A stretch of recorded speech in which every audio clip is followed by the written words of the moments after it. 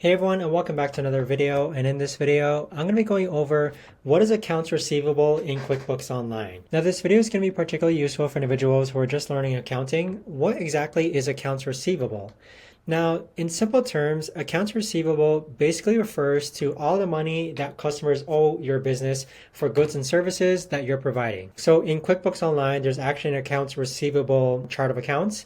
And so with that, anytime that you send an invoice to a customer, that invoice is set to an asset account called accounts receivable, which is money that's owed to your business. Now, basically how it works is that you create an invoice in QuickBooks, and when an invoice is sent, that total goes into your accounts receivable. When the customer pays your invoice, your accounts receivable balance goes down. So within QuickBooks, you can actually see your accounts receivable, which is all the money that's owed towards you.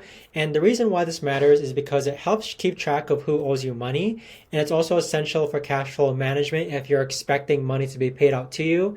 And it's also used in reports like the accounts receivable aging summary to monitor overdue payments that people owe you. So that right there, guys, is the best and easiest way that I can explain what is accounts receivable in QuickBooks Online. If you guys know of a better or easier way to actually explain this, let me know in the comments down below. I would love to know.